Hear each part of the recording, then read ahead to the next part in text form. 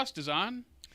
Welcome back to Bite Size Thursdays, everybody. A subsidiary of Slate Media. Today, we're watching Lost because it's good, we think. Today's episode we are watching is The Other Woman. Not the movie with Cameron Diaz from, 2014? It's hard to believe that even that was 12 years ago. Yeah. I hate getting old. I don't really hate it. It just shocks me every time I realize it. Yeah. Can you imagine being something like my dad's age? He's 74. Yeah, so 12 years ago was when he's in his early 60s. Mm-hmm. Wow. Anyway, yeah, The Other Woman, an episode about my other favorite character, Juliet. There you go. I don't remember much of it. I don't remember it. Do you remember anything, Aaron? I have no clue what's coming. I have the list in front of me of the featured character, like I have this whole run, and I had to look it up. Like, okay, Constance Desmond, and then like the first couple episodes, we kind of knew, but this one it was like This is one of the things that kind of like, and I understand that it's good storytelling now in hindsight, but it's one of the things that always kind of upset me about Lost is because they'd get me really interested in a character and then it'd go to a different character. It's a different sort of procedural thing, I guess. It's the character of the week. Yeah. Which they do. It's funny. They do that to drum up interest because it doesn't get stale to the average viewer because we're constantly shifting the perspective. Mm-hmm. But then for us, you want to see more of the characters you like, but then you have to suffer through like a Nikki and Paolo episode. See, I actually like the Nikki and Paolo episode. I don't like the Kate episodes. Yeah. What I'm saying is like the Nikki and Paolo episode without context comes out of nowhere, but then when you watch it, it fills in gaps. It's just funny. It's like I want to know more about what's happening with Hurley or Desmond, and instead we're going through these two characters who we barely know. But then after that, it doesn't matter because then we get the creepiest shot in the whole show with the eye opening when they're burying them. I had lost track and forgot that you were talking about the Nikki and Paolo episode. See, that one too, it's like for all the creepy, eerie stuff that the show works really hard to create, there's just something that feels even like over the top for what they're known for. For the audience who doesn't know Jared personally, he has a significant issue with the idea of burying and unburying someone. I mean, I'm claustrophobic, so the thought of that might be part of it. Terrifying. The three of us often make. I'm going to call them little tiny short films, like 2-minute short films. And one idea that I once had was to, how did I want it to go? I wanted to bury Aaron, and then the video was going to be unburying him or something like that. Yeah, and it's not supposed to be an eerie thing. And I said, that's pretty morbid. And then we still got in trouble for the powers that be that we had to report to. Told us Aaron walking in the woods with a shovel was morbid when it remember that was the whole thing where it's like we got yelled at for wanting to go film something at the beach. Yeah. It's like they got mad about that. So then we had to shift to your dad's house in the woods. And then they're like, well, Aaron walking with a shovel is pretty unsettling. And I go, you know what his original idea was? See, we're going to bury him. I still think that would have been cool. But I have no doubt in my mind it would have been cool, but I just think it wouldn't have matched the vibe that the short was going for. Maybe. But here's my question. What was the duct tape on my I knew he was going to bring that up. No one knows what he's talking about. I was going to say we are thoroughly past the age of time that the person that asked that. Oh, yeah. We're almost 10 years past that video. That's 2018, I think. I just remember that video was supposed to replicate the Telltale Heart in some capacity, and I could never quite get it the way I wanted it to get it. Yeah. But yeah, back to Lost. That them burying them alive just felt extremely morbid, even for them. It's effective. I'm glad it's in there because it got an emotional reaction out of all of us. Where we're like, ooh. I think it grounds you in what the show the brutality the show had in its first season that it had somehow lost throughout the course of those 3 seasons. Oh, just the thought of they're like awake and lucid, but they can't move or speak because of the poisoning wearing off, and they just watch themselves die. Ugh. Is the most unsettling thing about this whole show. Yeah. And they nailed it with the sound effect and the music and the way it's edited, and just like last week, the editing on this show can be often the hero. Although one thing I didn't mention about the concert, I'm going to go back to the concert real quick. There's a really hilarious sequence where when he's doing the sit-ups in the rain, where you can clearly tell that it's fake rain. It's someone standing with a hose, and you can clearly tell that they're trying to hide the sunlight. But at a couple of points, they move the camera, and you can see the sun. It looks so fake. Yeah. Kind of like that moment we found the equipment tent in the back of a Hurley and Charlie shot. And it's like that's network television for you back in the day. Just now everything is a soundstage. Yeah, or it's just so much digital stuff is added in because it's cheaper and easier for them apparently, and it doesn't feel the same. I'm going to make the argument that it's not actually cheaper and easier in the long haul. I'm saying they claim, but I think they're not going to change. I think I have monetary statistics to show that it's not. Yeah, I think it's easier production wise, but it's more expensive post production wise. But then they're fine with that because then they can turn it into anything they want. Sure. Which is just, it's ruining things. Do you think we'll ever get to see the Batgirl movie? No. They probably deleted that. Deleted it? Yeah. I bet you they did. Just dumped it. We'd probably never see it. Shame. Yeah. How these days, back in the day, you'd have to destroy like a whole film reel or film reels. And nowadays it's just, and that's it.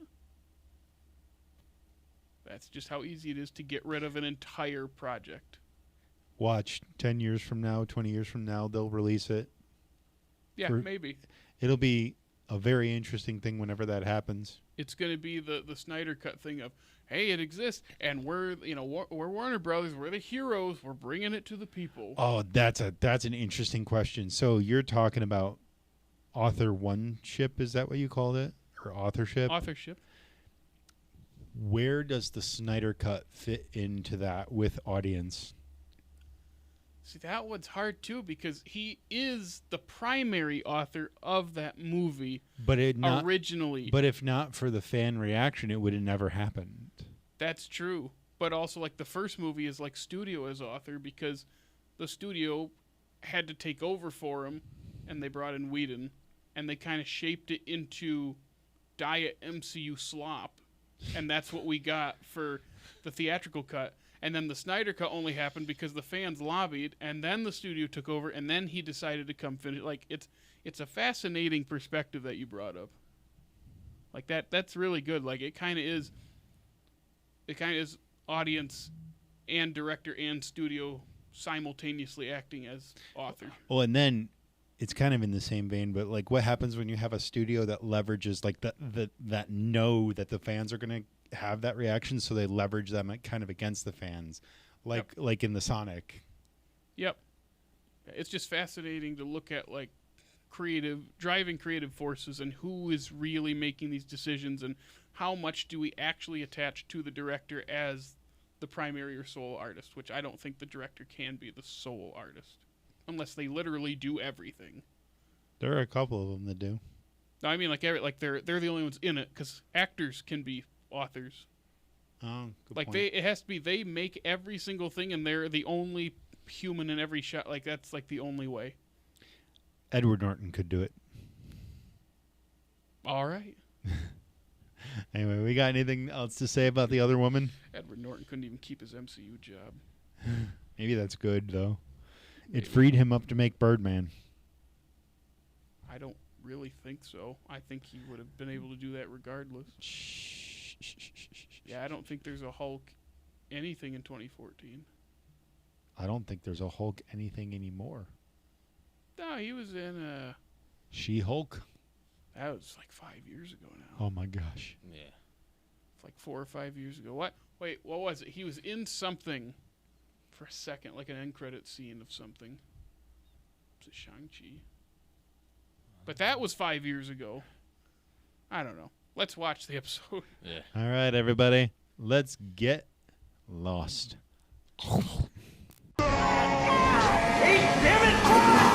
So, let me get this straight, everyone. Daniel was, from a computer terminal, changing the chemical makeup of a poisonous gas to render it inert.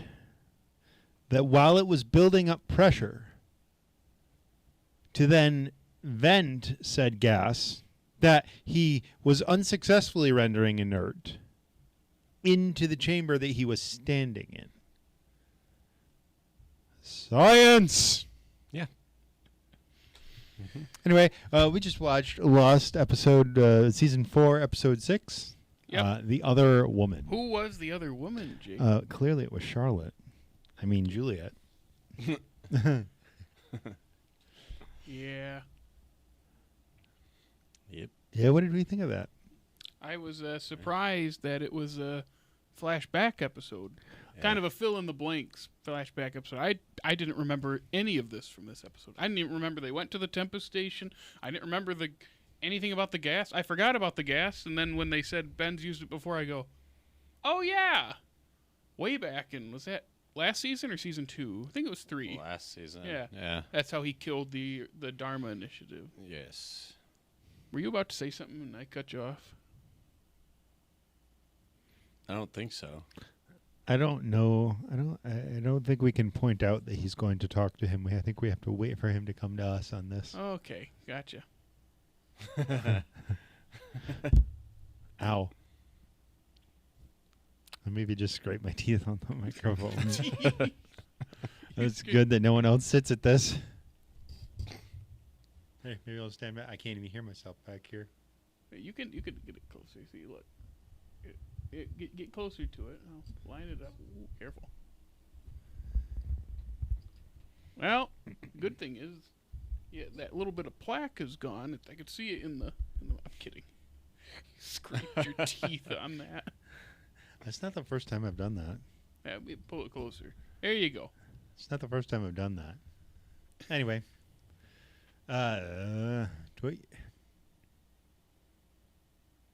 Trying to think of something I liked about this episode. It's a Juliet episode. Yeah, I did like that. You get to see, to be a little more crass, you get to see Juliet swimming, you know, basically doing the Dr. No shot, where she comes up out of the water. You can't film a woman in a swimsuit coming out of the water like that without thinking of Dr. No. Doesn't every Bond woman have a Dr. No shot? Because Halle Berry does, too. Yeah. Daniel Craig had one in Casino Royale. He's the one that comes out of the water. It's true. It's true. It's true. Yeah. I like Juliet. I like Juliet, too. And, this felt more like what we've expected from a Lost episode.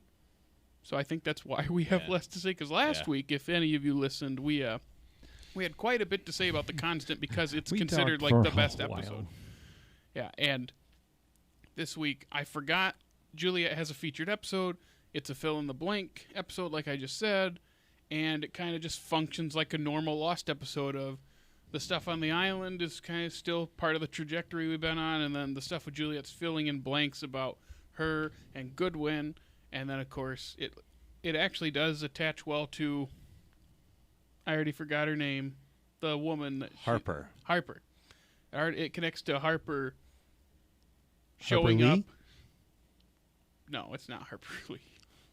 Harper Lee, I believe, has passed, unfortunately. I would believe so. Yeah. Yeah. Didn't she write that in like the 50s or something? To Kill a Mockingbird, I think so. But then the sequel to it came out in like 16 or. Didn't 14? the sequel come out after she had passed? No, they bullied her into releasing that manuscript. That makes sense. But Harper, and again, it's the flashbacks feed into why Juliet gets triggered by what Ben wants her to do, and it's Ben wants her to kill Faraday and Charlotte before they can render the gas inert with a computer, like you said, and not just a computer, like 70s or 60s tech computer. Now, okay, so to be perfectly honest, I'm sure that's how scientists create chemical compounds. But if you're trying to manipulate an already existing element, never mind. I don't want to do. I thought you were a scientist. No. Oh, well, I'm not either. I didn't even know you could do that with. I think Aaron's the Breaking Bad of the three of us. Say, let's cook. Let's cook. Yep, he is. Perfect. Now you just got to shave your head. And then you can... Here, try this one. I want you to look into the camera and say my name.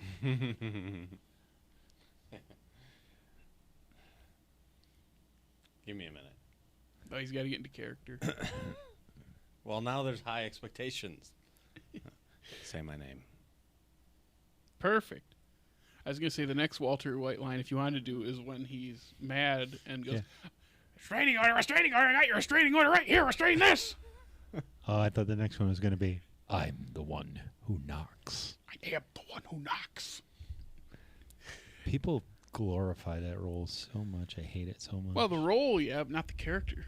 No, the character. No, you know what I mean. Like the people glorify the role should be praised because the performance should be praised. Yeah. The character's pathetic. Yeah, he's an idiot. And yet people have stickers of his head on their cars because it's a power fantasy. He's the ultimate neutered male. That's fair. And everyone feels like, oh, his whiny bitch wife is keeping him from being his full potential, which is not true. Yeah. She's a bit domineering, but he has every opportunity to not act like that, and he is the reason for his own. He has every downfall. Opportunity to not be a bitch. Yeah, he's awful. He's an idiot. And the stuff Jesse Pinkman goes through, man, I tell you what. Mm-hmm. It's interesting rewatching that show years later, and I didn't think of him as cool the first time. I thought, okay, there are cool moments and fun parts, but then this time it's like, no, episode 1, I don't like this guy. Just this manipulative, smug person. It's like the seeds are planted early, but it tricks you because. Are you talking about Walter or Jesse? Walter. Okay. Jesse's not married. I'm sorry, I missed that part. Drew texted me. Oh, gotcha. Yeah, but I'm trying to think of other things to talk about. The Other Woman. Yeah. Again, it feels like a season 3 episode. Yep. And I'm not trying to say that in a negative way, but because I think we're it's one getting of the, into 4 more, it feels like a step back. I think it's one of those things where it's like I think they had to consider Juliet one of the main-ish cast at this point, and they try to give everybody in the main cast an episode, right? Well, they can't give her a Flash Sideways sort of thing because she's not one of the Oceanic Six, and I think they knew that at this point. Yeah. Unless they made us believe that she was until the very end when they pulled the rug out from underneath us that, oh, she's not. But I don't know exactly how they would do that. That's true. Yeah. Yeah. And it's not like it's a bad episode. It's a good episode. It's just kind of a season 3 episode. Yeah. There are interesting things happening, and then we go back to we got to run after people in the rain with torches that stay lit, and we have to chase people to a location on the island, and there's a standoff, and every time we flash back, it's filling in the blanks on others' timeline stuff and showing us, oh yeah, Goodwin is the one again who ran off, but we knew that, but now we have the context of he and Juliet were making eggs. They were definitely eating ice cream. So, I think we said during the episode, we were like, wait, what happens to Goodwin again? Because it's been so long. And then I looked at it for a second. I go, oh, that's right. He went to the tail section, like they said, and Ana Lucia got him because he was killing them one by one. And we find out the reason Goodwin was sent is because Ben found out from Harper that Juliet and Goodwin were getting it on. And Harper had warned Juliet, like, I don't want him to get hurt. And she said, I'm not going to hurt him. She's like, I'm not worried about you. And then we see, as I said to you, Aaron, the curtain gets pulled, and you see Ben's true self act like a little whiny baby. Like, could you're mine. What is it? All I've done for you for you here to keep you here. You're mine. It's like, ooh. And then you see this little facial tick of sorts where it's like he composes himself and then just take all the time you need and walks away. Like, it's like he reverts back to robotic Ben. Yeah. It's like, I've used this example before, but it's like in one of the Star Trek TNG movies where Data has emotions and he can flip them off, and there's a part where he's telling Picard as they're like going around a corner, like this sensation he's feeling, and Picard goes, Data, I know this is fascinating, but could you switch off your emotions right now? And he just goes, done, and he just, whoosh, Data, sometimes I envy you. And that's what it reminded me of.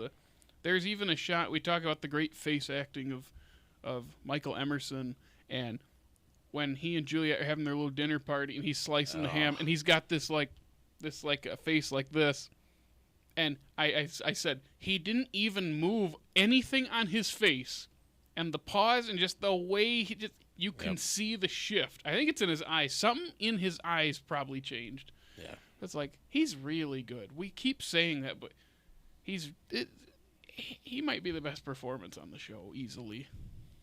I'm continually impressed by how he can be simultaneously this little whiny, I don't even know what's a good word. What's a good word? Bitch boy. Yeah, and then he can just instantly flip into like robotic, intimidating, like super smart, cunning antagonist of sorts, or just it's how he's balancing the two. That's really, really interesting and very, very engaging. And that's what I appreciate about watching him, especially in this episode when you can see the different parts of his character throughout. So, I think that's all I got to say about the other woman. It's funny also to see how I'm looking at the viewership dropped drastically from the beginning of the season. The lowest, it's funny, it dropped every week until the constant was the lowest of the first 5. And then this one was a tick up because the constant was good. And then after this, it goes back down. So it's funny how it's like the good episode will have the lower viewership because the ones leading up to it weren't as interesting up on the surface. And then after that, people come and tune in the next week. So it's crazy that they were hitting in the 20s. Their share was in the 20s for a while, and then now season 4 it's starting to dip down into like they're soon going to be into single digits in the next season, I think, or is that season 6? Nope, by next season they'll be in single digits. So, yeah. Huh.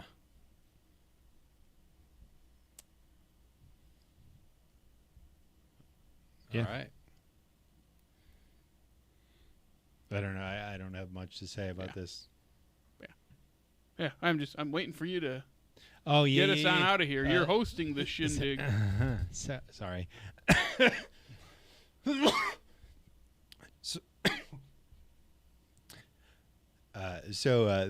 Those are our thoughts on the other woman.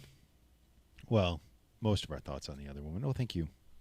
Is that empty? Did you pull that out of your pocket? Is it melted or is it empty? It's like a mini one. This is really funny. I'll have to show you afterwards. But yeah, there you go. There's a good one. Anyway, those are some of our thoughts on the other woman. If you'd like to join us on this adventure getting lost, come on back next Thursday. We'll be watching episode 7 of season 4. It's not Ji-yeon, is it? Ji-yeon. Yep. Sun and Jin focused episode. Yep. And so, other than that, Jared, where can they find us in the meantime? You can follow us on Facebook, Instagram, The Funny TikTok, and Twitter, Take That Musk. And you can listen to us on Apple Podcasts, Spotify, iHeartRadio. And hey, if it's YouTube, like, subscribe, comment, ring that notification bell. Make sure you check us out and rate us on all those apps and swing by our groovy website. And then other than that, fellas, let's get lost.